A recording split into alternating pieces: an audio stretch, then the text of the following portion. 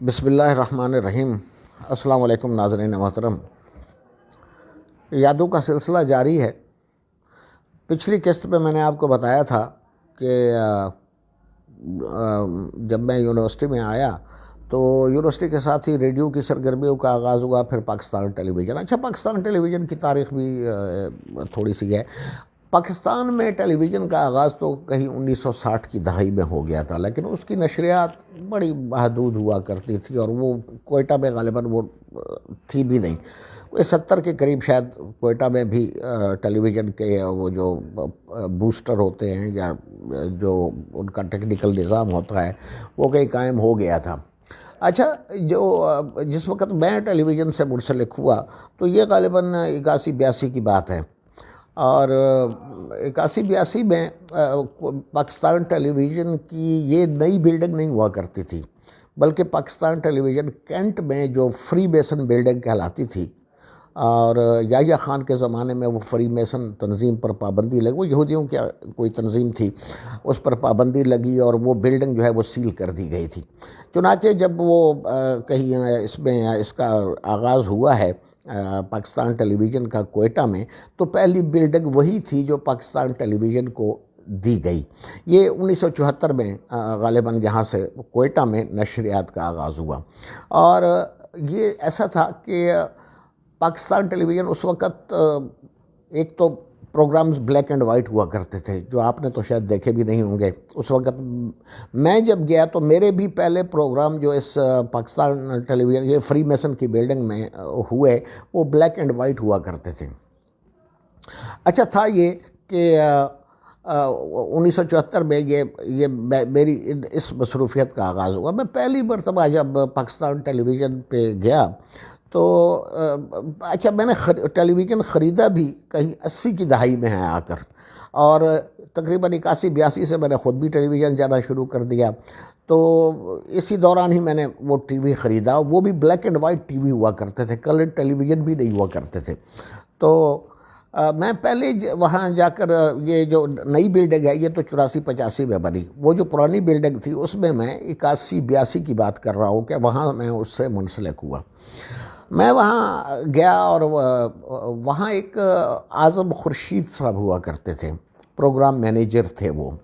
اچھا، مجھے کچھ شخصیات بہت اچھی بھی لگتی ہیں، خاص طور پر وہ لوگ جو رکھ رکھاؤ کے اعتبار سے، آداب کے اعتبار سے، وضاقتہ کے اعتبار سے، شکل و شباہت اور لباس کے اعتبار سے مجھے اٹریکٹ کرتے ہیں۔ وہ بڑے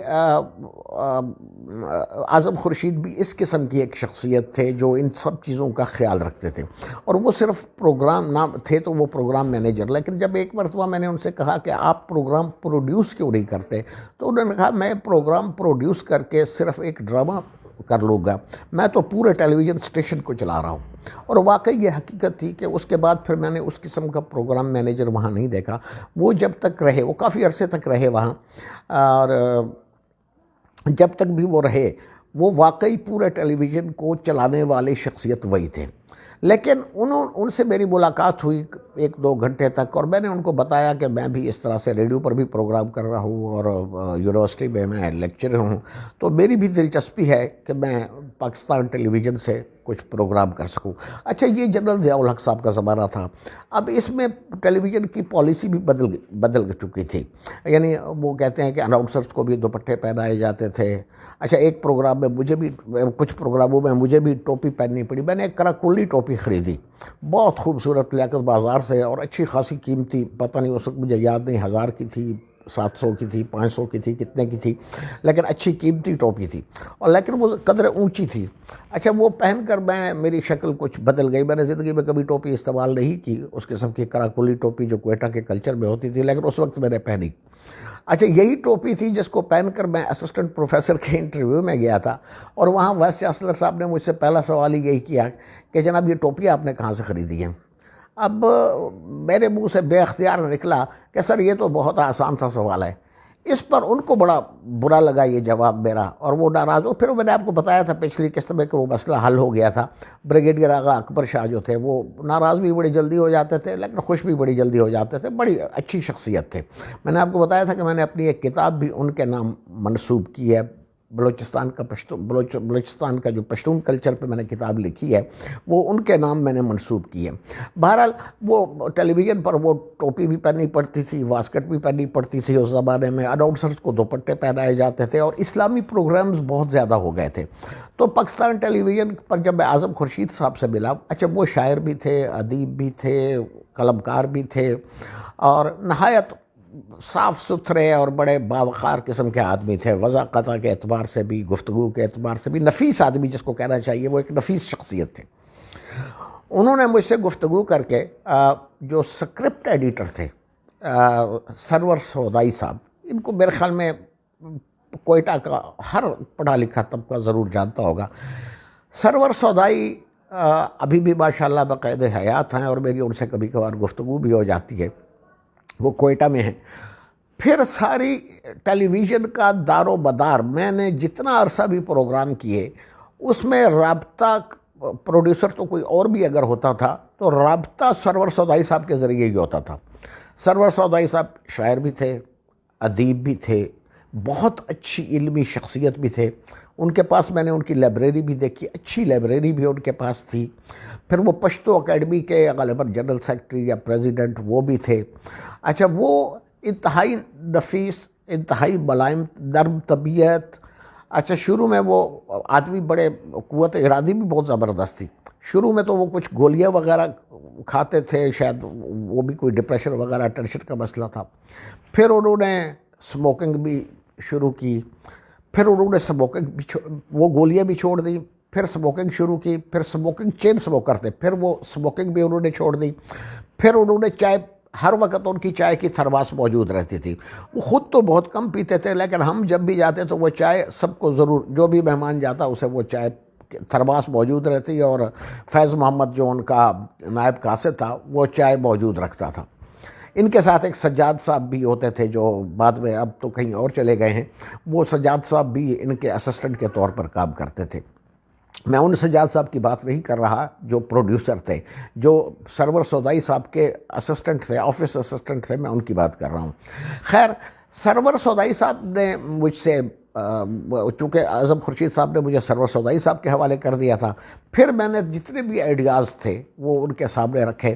تو چونکہ اسلامی پروگرام بہت زیادہ ہوا کرتے تھے تو میں نے اسلامی پروگراموں میں شرکت شروع کر دی. اب یہاں میرا جو پہلا پروگرام منعقد ہوا مجھے یاد ہے وہ یہ تھا کہ ایک شفیع قادری صاحب ہوتے تھے پروڈیوسر، غالباً وہ کراچی سے آئے تھے، اور کراچی سے آ کر وہ وہاں پر، اچھا زیادہ تر پروڈیوسرز اس زمانے میں کراچی سے اور لاہور سے آیا کرتے تھے. لوکل پروڈیوسرز یا بہت کم ہوا کرتے تھے. چنانچہ وہ جو پہلا پروگرام تھا اس میں پروفیسر مجتبیٰ حسین، جو وہ پروگرام اس کا غالباً نام روشنی تھا، اور جو پروفیسر مجتبیٰ حسین صاحب ہوتے تھے یونیورسٹی آف بلوچستان میں شعبہ اردو کے سربراہ تھے. بہت بڑے نقاد اور ادیب بھی تھے، شاعر تو وہ نہیں تھے، نقاد اور ادیب بہت بڑے تھے. تو وہ پرانی نسل کی نمائندگی کے لیے بلائے گئے تھے اور مجھے جو اس وقت کی نئی نسل تھی اس کی نمائندگی کے لیے بلایا گیا تھا. وہ آتش جوان تھا. آپ اب شاید یقین نہ کریں کہ میں کبھی جوان تھا، لیکن میں واقعی ہر آدمی کبھی نہ کبھی تو جوان رہا ہوتا ہے، بچہ بھی رہا ہوتا ہے. تو وہ میں نے نوجوانوں کی نمائندگی کرتے ہوئے، اب مجھے یاد نہیں کہ موضوع اس میں کیا تھا، لیکن وہ پروگرام تھا جس میں ہم 2 بڑے پارٹیسپینٹ تھے اور اس میں آڈینس بھی تھے. مجھے بولنے کا، تقریر کرنے کا، جو گفتگو کرنے کا جو یہ شوق ہے، ذوق ہے، یہ میرے سکول کی تربیت کے زمانے سے شروع ہوا تھا. اور پھر کالج میں جب میں گیا تو وہاں میں بزم ادب کا جنرل سیکرٹری بھی تھا، اور تقریری کمپٹیشنز میں جانا اور یہ ڈیبیٹس میں جانا اور ڈکلیمیشنز میں جانا، یہ بھی ایک سلسلہ میری زندگی کے ساتھ ساتھ چلا. تو گفتگو کرنے کا سلیقہ، بہت سے لوگ گفتگو تو کرتے ہیں لیکن گفتگو کرنے کا بھی ایک سلیقہ اور ایک ڈھنگ ہوتا ہے، ایک کانفیڈنس کی بھی ضرورت ہوتی ہے، نالج کی بھی ضرورت ہوتی ہے، بہت سی چیزیں ہیں. تو میں چونکہ اسکول سے میری یہ تربیت تھی، پھر کالج کے زمانے میں یہ بہت ہی بڑھ گئی. اور اس اعتبار سے مجھے ٹیلی ویژن پر پروگرام کرنے میں کوئی دقت نہیں ہوئی. لیکن زیادہ تر میرے پروگرامز جو تھے وہ شروع میں تو بطور کمپیئر، اس زمانے میں اب جن کو اینکر کہا جاتا ہے اس زمانے میں کمپیئر کہا جاتا تھا، تو میں وہ پروگرامز کمپیئر کرتا تھا اور پارٹیسپینٹس دوسرے ہوتے تھے.